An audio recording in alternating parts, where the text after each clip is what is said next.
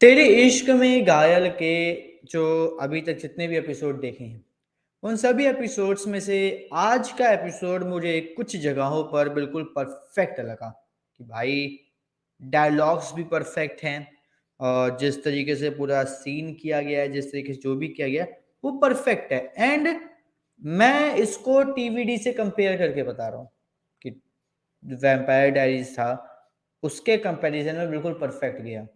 हाँ, एग्ज़ैक्ट तो नहीं होगा, लेकिन उसकी कॉपी जिस तरीके से की है, वो बिल्कुल परफेक्शन के साथ कॉपी की गई है। और सबसे पहला जो सीन है, जो हम लोगों ने एपिसोड के स्टार्टिंग में ही देखा, वो ये कि जहाँ पे वीर और जो ईशा हैं, वो बातें कर रहे होते हैं। वो सीन बहुत ही अच्छी तरीके से परफेक्ट तरीके से शॉट किया गया, परफेक्ट तरीके से वीर के भी इमोशंस देखने को मिले, ईशा के भी इमोशंस देखने को मिले। परफेक्ट शॉट था, प्रॉपर। दूसरा परफेक्ट शॉट तब था जब वीर क्या करता है, निया को खुश करने के लिए एक तरीके से टाइम स्टॉप कर देता है। एपिसोड में दिखाया था कि जब हम सब जानते हैं कि वीर के पास सुपर स्पीड है, तो जब वो भागता है, चलता है, तो टाइम ऑटोमेटिक्स बहुत ज़्यादा स्लो हो जाता है, रुकता नहीं है।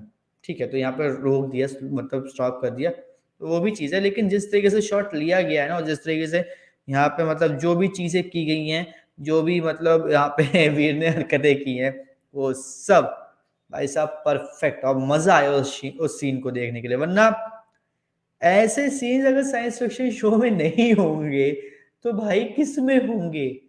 ऑब्वियस सी बात है। एंड मज़ा आया भाई इन सब सीन को देख के। उसके बाद जो मतलब अरमान का भी यहाँ पे फिर एक ऐसा सीन दिखाया गया कि सब लोग रुके हैं और पीछे से जो उसकी माँ ईशा की माँ ने जो एक लड़के आदमी को भेजा था, वो उसको जाके पकड़ लेता है, पूरा टाइम रुका था, वो उठा के उसको एक जगह पे, मतलब वहाँ रूम है जो यहाँ पे फंक्शन है, उसके बाहर लाके ऐसे मतलब पकड़ लेता है, उससे पूछा कि कौन है, किसने भेजा, क्या है?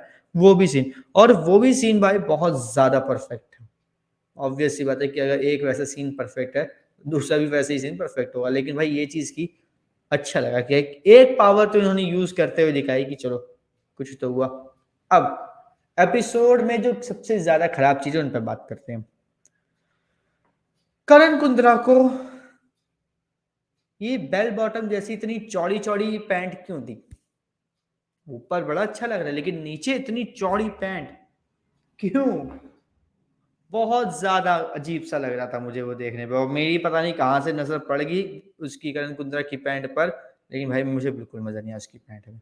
ऊपर बहुत ज़्यादा अच्छा लग रहा था, बहुत जिस तरीके से उसका ब्लेज़र कोट था, बहुत ज़्यादा अच्छा लग रहा है, लेकिन नीचे जो पैंट बनाई, भगवान जाने किस artist, oh sorry, fashion designer ने पैंट बनाई, बिल्कुल भी अच्छी नहीं लग रही थी।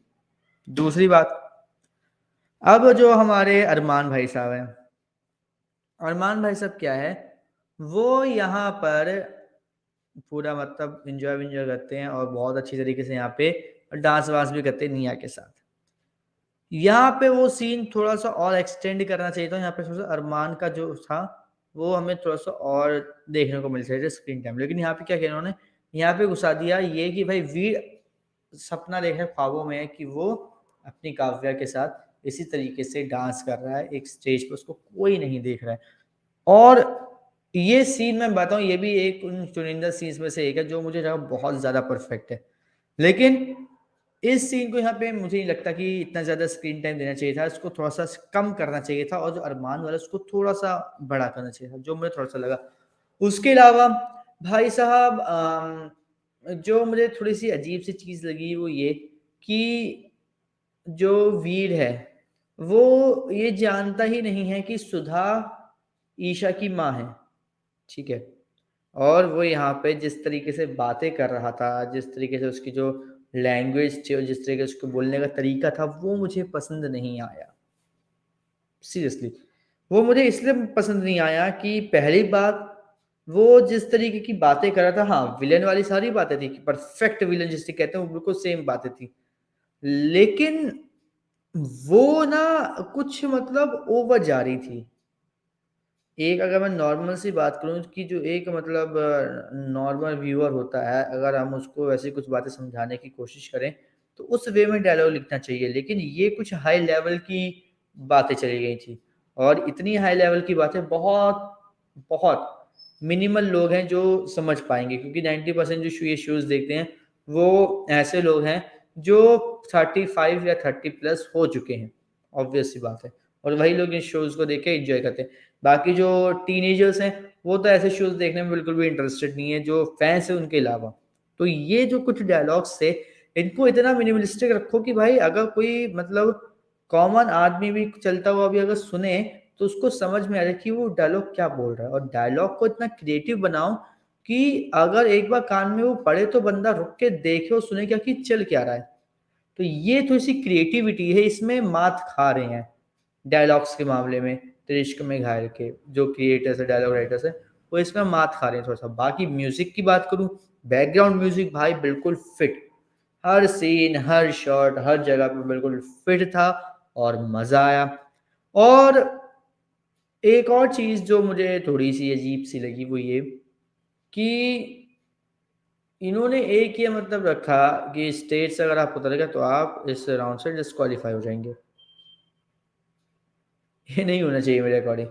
यहाँ पर क्या है, यहाँ पर थोड़ा-सा कॉम्पिटिशन बढ़ाना चाहिए था, थोड़ा टफ करना चाहिए था। कुछ मतलब फाइट वगैरह कर देते या पुशअप्स हो जाता या फिर डंबल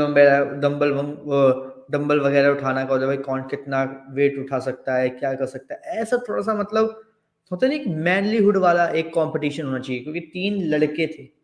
सिंपल सी बात है। तो तीनों के बीच में एक ऐसा कॉम्पिटिशन होता और ज़्यादा मज़ा आता। लेकिन यहाँ पे क्या हुआ, अरमान ने उस आदमी को देखा जिसको ईशा की माँ ने भेजा, तो उसके पीछे भाग गया वो। अब वीर वीर जो सुधा के बारे में बात कर रहा होता है, अब वो प्रोफ़ेसर के सामने होता है। प्रोफ़ेसर के सामने अगर तुम उसी की बीवी के बारे में बात करोगे, तुमने ही उसकी बीवी को मारा है, तो ऑब्वियस सी बात है उसको भी पसंद नहीं आएगा, वो भी वहाँ से चला जाएगा। तो भाई वीर बचा और वीर जीत गया। तो मेरे अकॉर्डिंग इसको थोड़ा-सा और अच्छा बनाना चाहिए था, एंड आई थिंक निया को भी ये देखने में मज़ा आता है कि भाई थोड़ा-सा कुछ क्रिएटिव किया है। बाकी वो एपिसोड बहुत ज़्यादा अच्छा था, निया ने भी बहुत अच्छी तरीके से एपिसोड को मतलब पूरा का पूरा अपना 100% दिया, बहुत अच्छी तरीके से एक्टिंग-वैक्टिंग सब की। यहाँ तक कि जब निया के साथ अरमान डांस करता उस समय क्या था कि जो ईशा थी, ईशा को फ़ील हो रहा था कि यार ये मतलब जेलस वाली जो फीलिंग होती है वो चीज़ उसके चेहरे पे दिख रही थी, फेस पे दिख रही थी, तो ये चीज़ मुझे अच्छी लगी। बाकी भाई आपको आज का एपिसोड कैसा लगा? फिर इश्क में घायल का कमेंट करके ज़रूर बताएँ, और भाई आने वाले एपिसोड में हमें देखने को मिलेगा कि जो ये ईशा की मम्मी ने आदमी को भेजा है, वो बताता है कि मुझे तुम्हारी मम्मी ने भेजा है और वो ज़िंदा है, वो तुमसे बात करना चाहे, और कुछ 2-3 बातें और बताता है। फिर क्या करता है, खुद पे खुद एक पीछे से ट्रक आ रहा होता है, उसके सामने खड़ा हो जाता है और निकल लिया भाई साहब। ये चीज़ होती है। बाकी भाई एपिसोड अब मेरे अकॉर्डिंग इंटरेस्टिंग बनना शुरू हो चुका है, एंड आई होप कि जल्दी से काव्या का भी इंट्रोडक्शन हो जाए, तो ताकि जो एपिसोड है ये और भी ज़्यादा क्रिएटिव हो और भी ज़्यादा मज़ेदार बने। बाकी भाई आपको आज का एपिसोड कैसा लगा कमेंट करके ज़रूर बताओ। इसी तरीके की अपडेट से जुड़े रहने के लिए हमारे इस चैनल को सब्सक्राइब कर लीजिए, बेल आइकन को दबा लीजिए ताकि आपसे मिस ना हो हमारा कोई भी लेटेस्ट अपडेट।